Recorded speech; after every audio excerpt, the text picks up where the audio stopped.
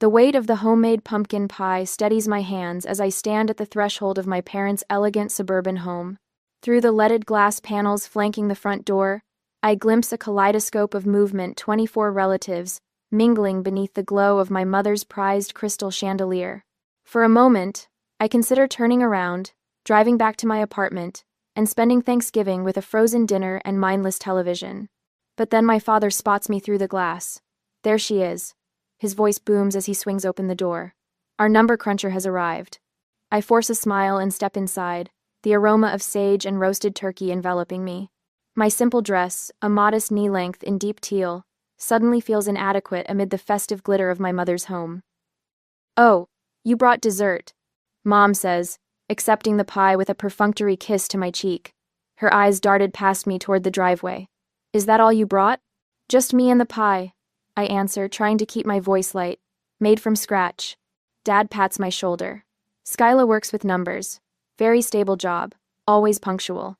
The compliment lands like a backhanded slap. Always punctual. Always reliable. Always boring. I've heard variations of this my entire life. Mom's phone chimes, and her face brightens. "That's your sister. She's running a little late." 30 minutes and counting, I murmur, but no one notices my comment as I'm shuffled toward the living room, where relatives cluster with drinks and appetizers. Uncle Warren raises his glass. The accountant arrives. "How's life balancing those books, Skyla?" "I'm an internal auditor, actually," I correct, accepting a flute of champagne from a passing tray. "And business is." The sudden hush falls over the room like a heavy curtain. Conversations halt mid-sentence. Heads turn toward the entryway. My sister has arrived. Marissa glides in, 30 minutes late, and looking like she stepped from a magazine cover. Her camel Max Mara coat, which I recognize from last month's Vogue, drapes perfectly over her shoulders. The Prada handbag dangling from her wrist probably cost more than my monthly rent. "Sorry I'm late," she announces, not sounding sorry at all. The traffic was absolutely brutal. Mom rushes forward, beaming with the kind of pride she never shows when introducing me. "You look stunning, sweetheart." She strokes the sleeve of Marissa's coat. "Is this new?" Marissa preens. "Just picked it up last weekend," the color called to me. "You work so hard," Mom gushes. "You deserve to treat yourself." I swallow hard and drain my champagne glass in one gulp. The irony burns worse than the bubbles. Marissa hasn't held a steady job in 3 years, bouncing between consulting gigs that somehow never last but always come with impressive-sounding titles. Dinner is called before I can escape for a refill. I find myself seated between Cousin Lauren and Uncle Warren's new girlfriend, whose name I've already forgotten. Across from me, Marissa holds court, regaling the table with stories of her latest business venture, involving social media and luxury brands. "Skyla," Lauren turns to me during a lull, her voice lowered. "I've been meaning to ask you something about my student loans. The interest is killing me, and I wondered if you might have some advice about restructuring." I lean in, genuinely pleased to be useful. "Actually, there's a program I just read about that could help. If your income is below a certain threshold." "Not everyone wants to hear about math at dinner, dear," Mom interrupts from 3 seats away, her hearing suddenly selective and sharp. She smiles at Lauren. "Why don't you ask Marissa? She's great with money." The table grows quiet. I stare at my plate, fork suspended over untouched turkey. Marissa's laugh tinkles like ice in a crystal glass. "Oh, Skyla's always crunching numbers," she says, swirling her wine. "And always short on cash, it seems." My cheeks burn. I manage my money just fine. "Do you?" Marissa arches one perfect eyebrow. "Then why are you always asking for loans?" The dining room temperature plummets 10 degrees. 23 pairs of eyes swing between us like spectators at a tennis match. "I've never asked you for money," I say, my voice steady despite the roaring in my ears. "Not once. Not once."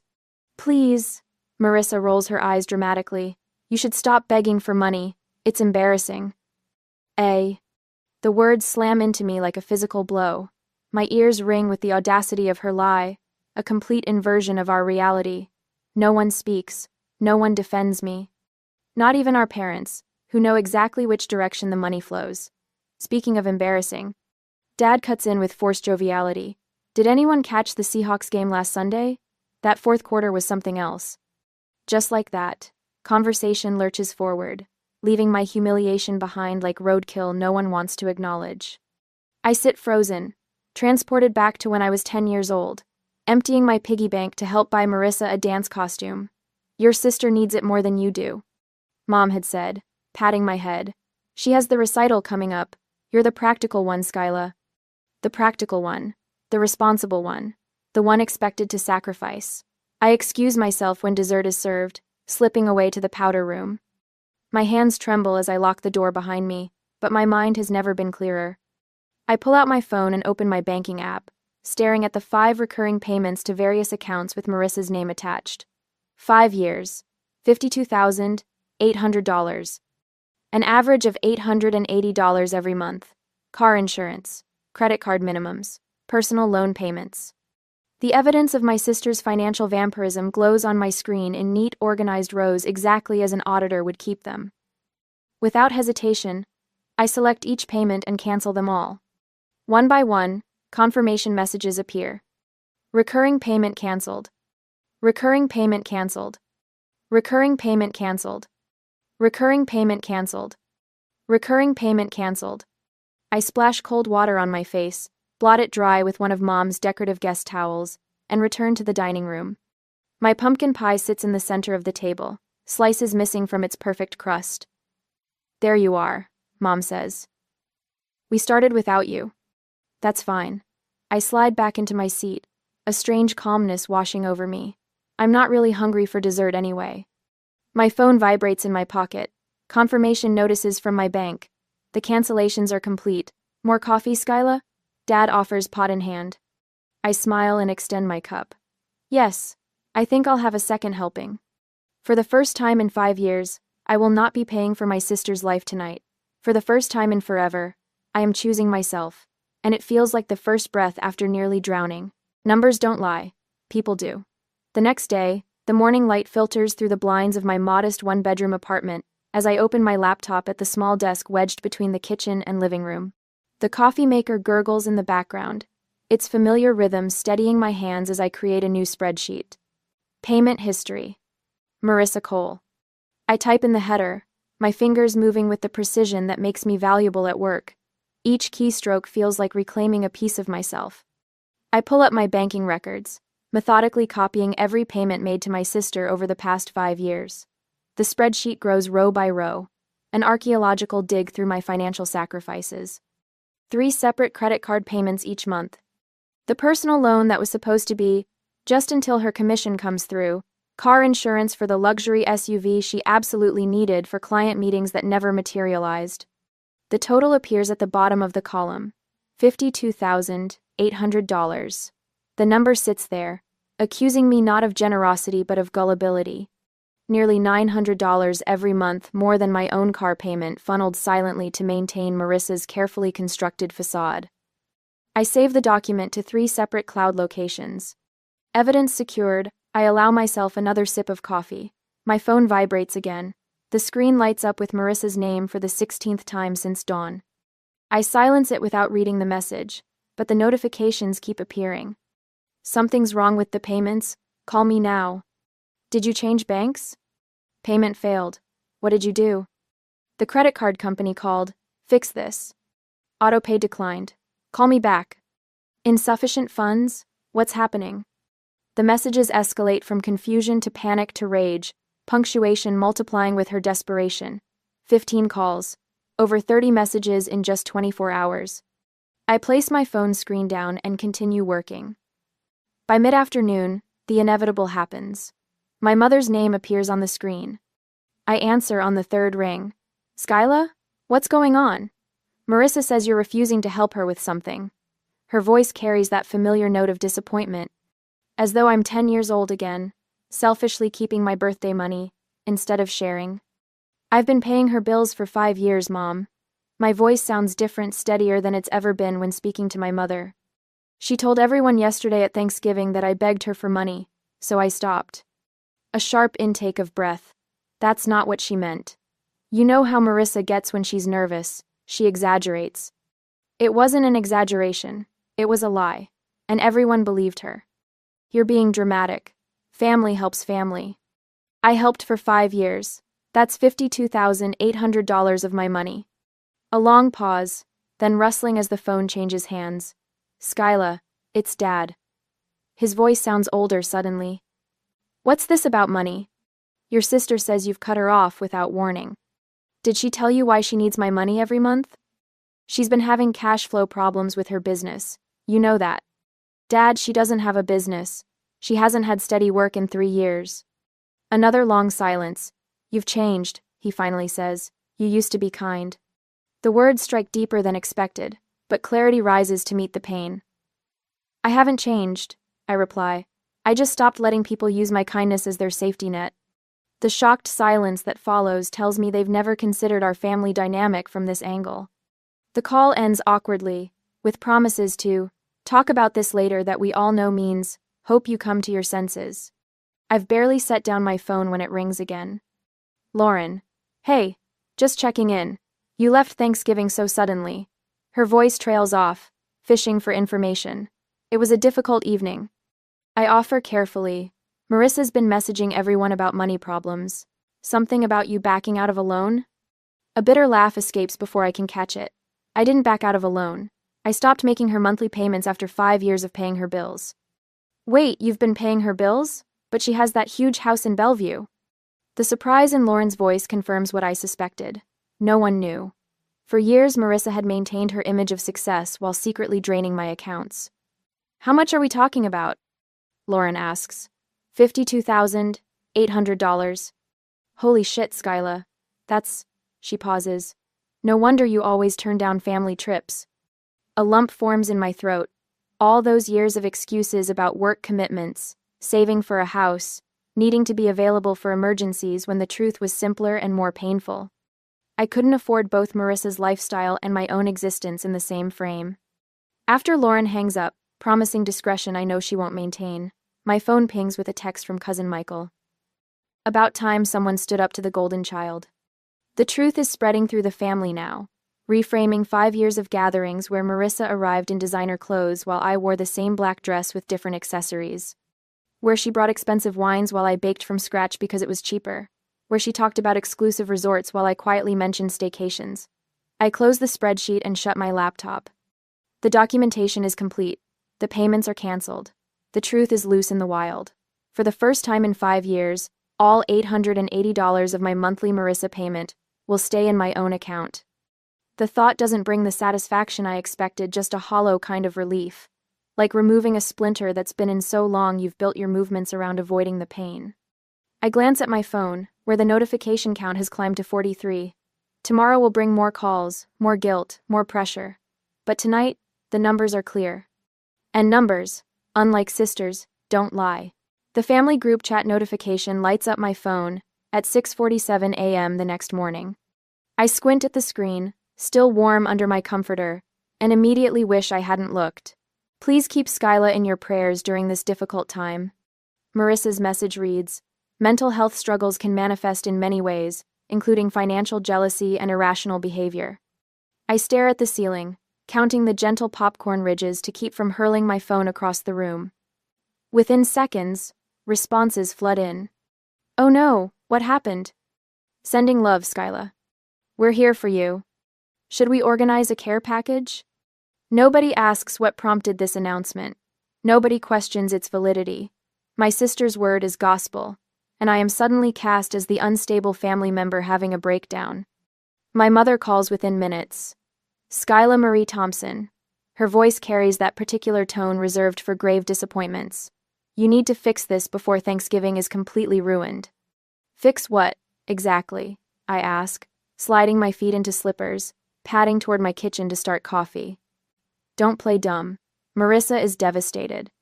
Your father can barely look at the phone when she texts about you. She pauses. We raised you better than this. The coffee maker gurgles as I measure grounds with practiced precision. Did you ask Marissa exactly what I've done? She showed me the bank notifications. All those payments suddenly canceled. Mother's voice drops to an accusatory whisper. She has bills, Skyla. Responsibilities. Roos. So do I. The words emerge stronger than I intended. This isn't like you, she continues. The daughter I raised would never abandon her sister. I watch coffee drip steadily into the pot, black and clarifying. The daughter you raised has been paying Marissa's bills for 5 years while she told everyone I begged her for money. Silence stretches between us, taut as a wire. I'm going to be late for work, I interrupt. An unprecedented act of rebellion. Give Dad my love. I end the call before she can respond and open Facebook to find Marissa's latest performance. A tastefully filtered photo of her staring pensively out a window, captioned, "Heartbroken when family members struggle with jealousy. Praying for healing during this difficult time." 27 sympathetic comments already. I close the app without responding and finish getting ready for work. When I arrive at the office, something unexpected happens. I work better than I have in months. Client documentation flows through my review process with unusual efficiency. Spreadsheets that normally require double-checking seem crystal clear on first pass. "You seem more focused lately," my manager comments during our afternoon check-in. "Whatever you're doing, keep it up." What I'm doing is keeping an extra $880 a month in my bank account and sleeping through the night for the first time in years. That evening, I purchased a new desk for my home office, a solid oak piece I've been eyeing for months, but could never justify while supporting Marissa's lifestyle. As I enter my credit card information, I experience none of the usual anxiety about spending on myself. No mental calculations about how this purchase might affect my ability to cover Marissa's car insurance payment or minimum credit card payments. I realize I've been living below my means, not from frugality or wise financial planning, but to fund my sister's excess. The revelation settles in my stomach like a stone. The true test of my newfound resolve arrives 3 days later when Marissa appears unannounced in my office building lobby. I spot her through the glass doors as I return from lunch, designer sunglasses perched above perfect makeup, strategically disheveled hair, and what appears to be a carefully selected outfit that somehow communicates both wealthy casualness and distress. "How could you abandon me like this?" she demands loudly the moment I approach, tears streaming down her cheeks without disturbing her mascara. "After everything I've done for you." Heads turn throughout the lobby. My coworkers slow their pace, pretending not to eavesdrop while clearly absorbing every word. I keep my voice measured and low. "This isn't the place to discuss your financial problems, Marissa." "Financial problems?" She laughs, the sound high and brittle. "You're the one who's always needed my help, and now when I need you just temporarily, you cut me off completely?" A security guard glances our way, concerned by the rising volume. "Call me when you're ready to talk about repayment plans," I say quietly. "Repayment?" The word hangs between us like a grenade with its pin removed. Her tears vanish instantly. The transformation would be impressive if I hadn't seen it countless times before the immediate shift from wounded victim to cold calculation when manipulation fails. "This isn't over," she hisses, voice suddenly steady. She turns sharply, stiletto heels clicking against marble, as she exits through revolving doors. I watch her go, feeling oddly calm in the aftermath of what should have been a devastating confrontation. Saturday brings unexpected support. Lauren arrives at my apartment door bearing lunch from my favorite deli and a sympathetic smile. "You okay?" she asks, unpacking sandwiches and containers of soup at my small dining table. Everyone's talking about what happened. "What version are they discussing?" I ask, pulling plates from my cabinet. Lauren shakes her head. "The real story is getting out. Michael called me after talking to your dad. Is it true Marissa owes you over $50,000? $52,800, I confirm. But her total debt is closer to $96,000, as far as I can tell." Lauren's sandwich halts midway to her mouth. $96,000? How is that possible? They live in that beautiful house in Bellevue. "Mortgaged to the limit?" I reply. "Plus 3 maxed credit cards, 2 personal loans, and the car lease that's 3 months behind. I've been covering the minimum payments for years." "She was using you this whole time."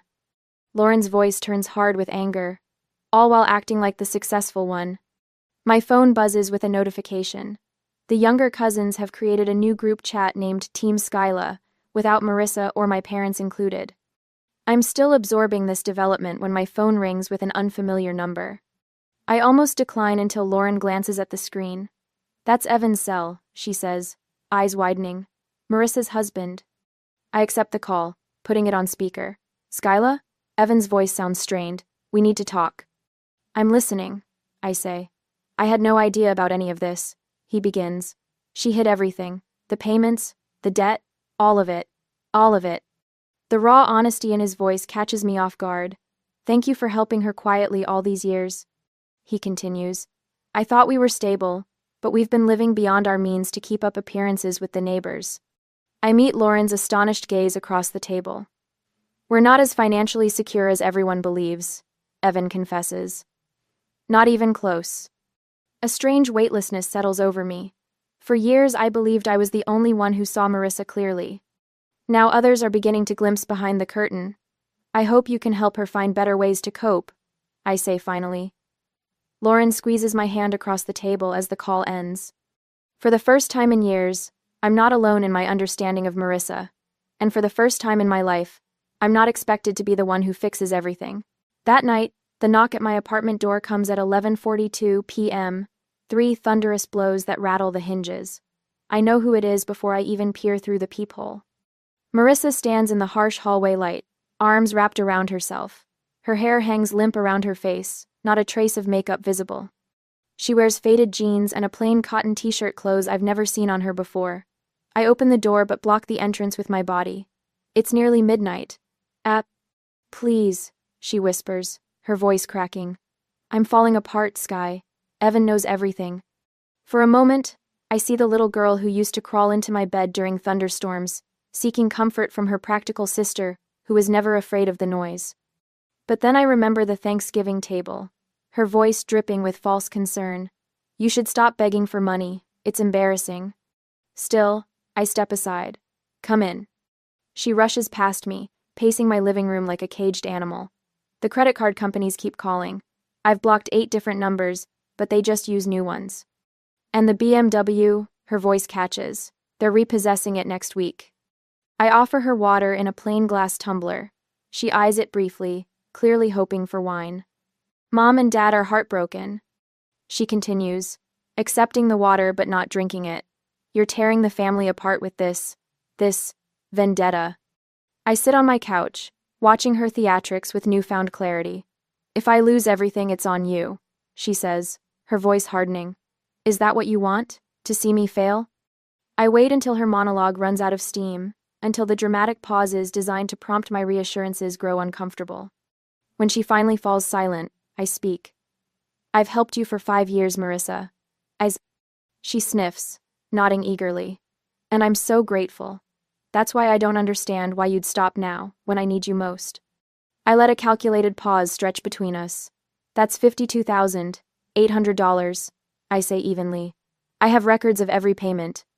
Her face shifts from vulnerable pleading to defensive anger in an instant.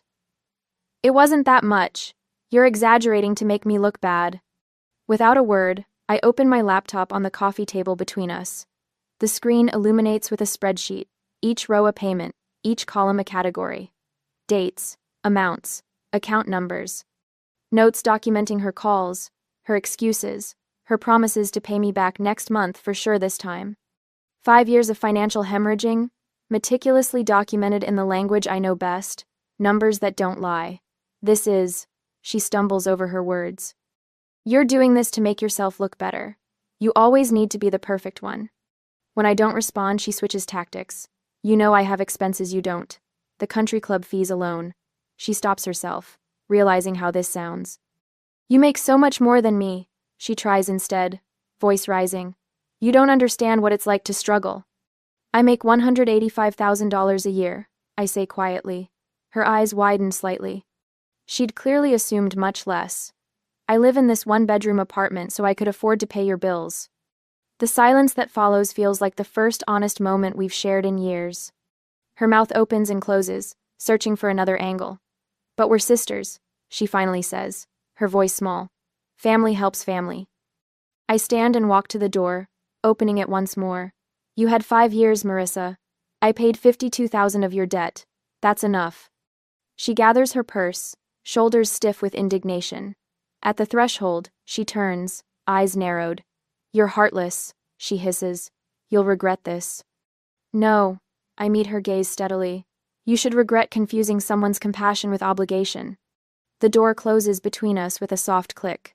2 hours later, my mother called. I can hear the tension in her voice, the effort to maintain composure. Marissa says you refuse to help. She's going through so much right now. Did she tell you how much I've already helped her? I ask. She mentioned some small loans, mom hedges. $52,000 over 5 years isn't small, Mom. Her sharp intake of breath tells me more than words could. Dad's voice suddenly replaces hers. 52,000? That can't be right. I can email you the documentation. I say, my finger already hovering over the send button on an email prepared days ago. Why would you keep giving her money all this time if she wasn't? Being honest, I finished for him. Because she's family. And you taught me that family helps family no matter what. The stunned silence on the other end feels like vindication and heartbreak simultaneously. Later that night, texts begin appearing on my phone. Uncle Warren, your sister is devastated. Where's your compassion? Aunt Patricia, the family forgives. Period. This cold shoulder is beneath you. But there are others. Cousin Michael, about damn time someone stood up to her. Call if you need to talk. Lauren, just heard the real story. We're all behind you. Mom and Dad too. My phone pings with a notification from our extended family group chat. I brace myself for another barrage of guilt and pressure, but instead find an unexpected message from Evan. Thank you all for your concern. Marissa and I are working through some financial difficulties that have come to light. We ask for your understanding during this time. And Skyla, thank you for your past support. It wasn't acknowledged properly. The traditional family hierarchy with Marissa at its glowing center and me orbiting as the reliable, practical moon has begun to fracture. Thanksgiving dinner has become the dividing line in our family history. Before the truth and after. My father calls back, his voice subdued. I've been looking at these statements you sent. All these years you've been. He trails off, unable to complete the thought that his golden child has been lying while his practical one has been sacrificing. We should talk. He finally says. All of us. Maybe Sunday dinner? Not yet, I answer, surprising myself with the boundary. I need some time. Of course, he says quickly, too quickly. Whatever you need. The words sound strange coming from him from anyone in my family, really. Whatever I need has never been the priority before. I curl up on my couch, wrapped in the quilt my grandmother made, the one Marissa always said was too old-fashioned for her taste. My apartment feels different tonight, not larger or more luxurious, but somehow more mine. For the first time in 5 years, the weight of secrecy and obligation has lifted. The money that funded Marissa's carefully curated life will now fund my authentic one. On my coffee table, the spreadsheet still glows on my laptop screen. 5 years of payments, each one a brick in the wall between who I was and who I'm becoming.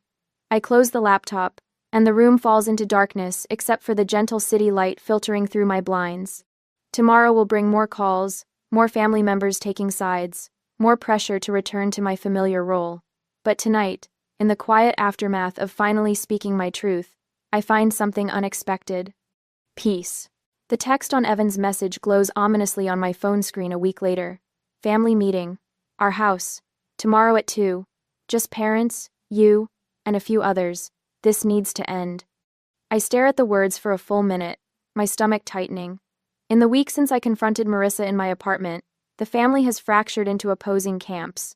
Mother still calls daily with tearful pleas. Father has retreated into uncharacteristic silence. Cousins message their support or condemnation depending on which version of events they believe. What surprises me is Evan's sudden involvement. In 6 years of marriage to my sister, he's always remained pleasantly detached from family drama.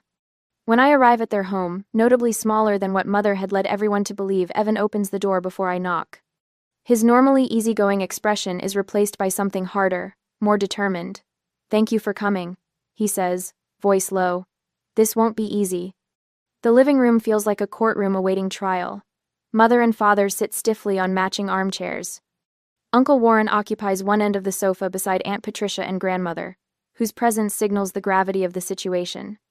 Marissa is nowhere in sight. Where's I begin? She'll join us shortly. Evan interrupts, gesturing toward the empty chair, clearly positioned as the focal point. Please, sit.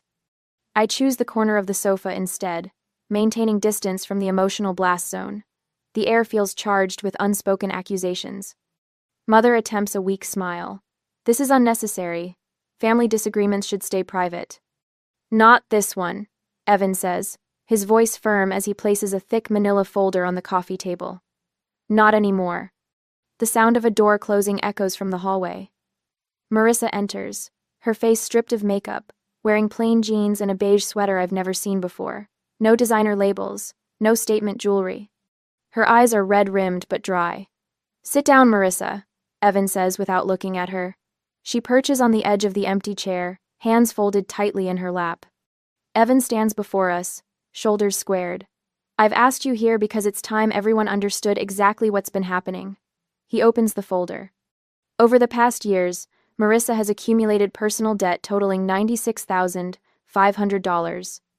Mother gasps. Father's head snaps up. That includes the $52,800 that Skyla has been paying in secret for 5 years. Evan continues. "The money that Marissa told me came from a trust fund from grandmother." Grandmother's sharp intake of breath cuts through the room. "I never set up any such thing." "I know that now." Evan spreads credit card statements across the table. These show regular purchases from Nordstrom, Saks, Neiman Marcus, designer clothes, jewelry, handbags. Things to maintain the appearance of success while we were quietly drowning. Father leans forward, studying the papers with growing disbelief. "This doesn't sound like the daughter we raised." "I needed those things," Marissa whispers. "Everyone expected me to be successful." Mother reaches toward her. "Sweetheart, is this all true?" The question hangs in the air, the first time in 30 years I've heard Mother question Marissa's version of events. Marissa's careful composure crumbles. Tears spill down her cheeks. "I just wanted everyone to be proud of me." "By lying? By stealing from your sister?" Aunt Patricia's voice cuts like a blade. "I was going to pay her back," Marissa protests weakly. "When?" Evan asks. "With what money? You haven't held a steady job in 3 years." The silence that follows feels like a physical weight. I watch my family absorb the reality they've been denying for years. Evan straightens. "Things will change starting today. We're selling the Range Rover, the Maldives vacation is canceled. Marissa starts working 40 hours weekly at Belinda's boutique next Monday, and we begin financial counseling on Thursday." Mother's face pales. "But that's so extreme." "It's necessary," Evan replies. "And long overdue." Father turns to me, his eyes clouded with something I've rarely seen: genuine regret. "We should have seen it sooner." His voice drops to a near whisper. "I'm sorry, Skyla." The words I've waited decades to hear land softly, without the satisfaction I'd imagined. I nod once, accepting but not absolved. For the first time in my memory, I sit in a family crisis without being expected to fix it. I am neither savior nor villain, simply present. The strange liberation of this moment catches in my throat. The next 6 months unfold in careful, measured steps. Family gossip shifts as the full story emerges. Marissa works retail after years of leisure, returning home with aching feet and humbled eyes. Evan oversees their finances with spreadsheets that echo my own meticulous records. When Mother calls now, her voice carries a new hesitancy, as though she's learning to navigate unfamiliar terrain. Father asks about my investment strategies, listening with genuine interest. One Thursday morning in May, my phone pings with a banking notification. Deposit, $600. A text message follows. "It'll take years, but I'll pay you back. M." I stare at the screen, remembering the Thanksgiving table where she publicly accused me of begging, the powder room where I finally found my boundaries. The spreadsheet documents 5 years of silent sacrifice. My fingers hover over the keyboard, a dozen responses form and dissolve in my mind. In the end, I type just 2 words. Received, thank you. Not forgiveness. Not yet. But perhaps a door left slightly open in a wall I had every right to build.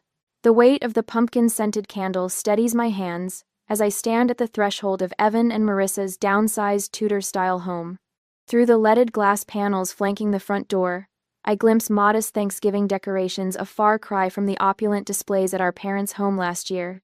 For a moment, I consider turning around, driving back to my apartment, and spending the holiday alone with a good book.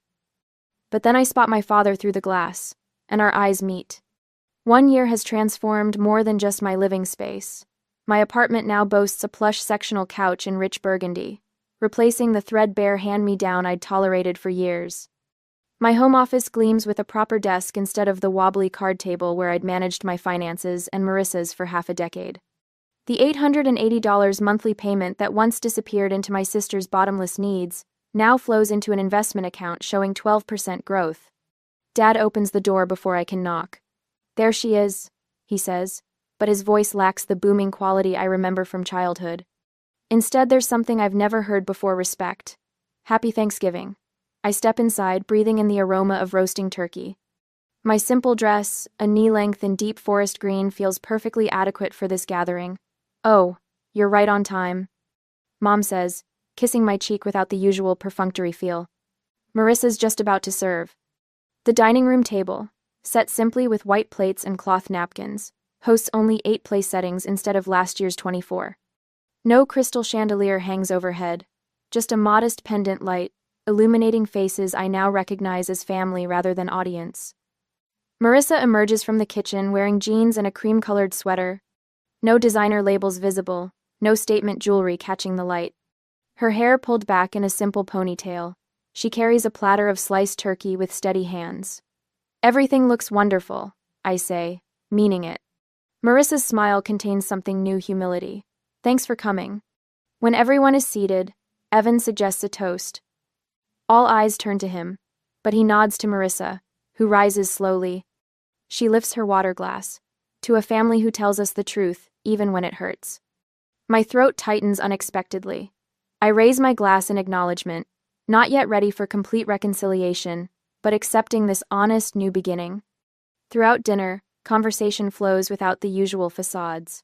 Uncle Warren discusses his recent heart surgery without minimizing its impact. Lauren shares her promotion without downplaying its importance. Parents admit their struggles with retirement planning without pretending everything is perfect. No one performs, no one competes. We simply exist together in truth. Later, back in my apartment, I open my laptop out of habit, but I no longer check the spreadsheet daily. 12 payments have arrived consistently from Marissa, each exactly on time. I scroll through my phone, deleting old pleading messages from her that I'd saved as evidence. They're no longer necessary armor against gaslighting. The truth has emerged and settled like dust after a storm. Opening my journal, I write, $52,800. If she were a stranger, I would have stopped years ago. But she was my sister. Or at least, I thought she was.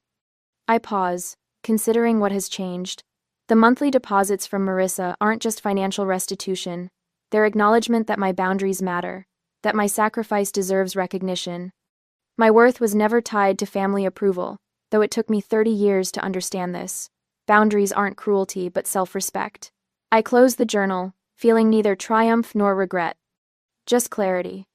Sometimes kindness means knowing when to stop. You can't save someone who keeps sinking, especially when they're the ones pulling you under. The question remains, hanging in the evening air of my quiet apartment, if faced with the same situation, what would you have done? Cut them off like I did? Give one more chance because they're family? Take legal action to recover what was lost? Where do you draw the line between helping and being used?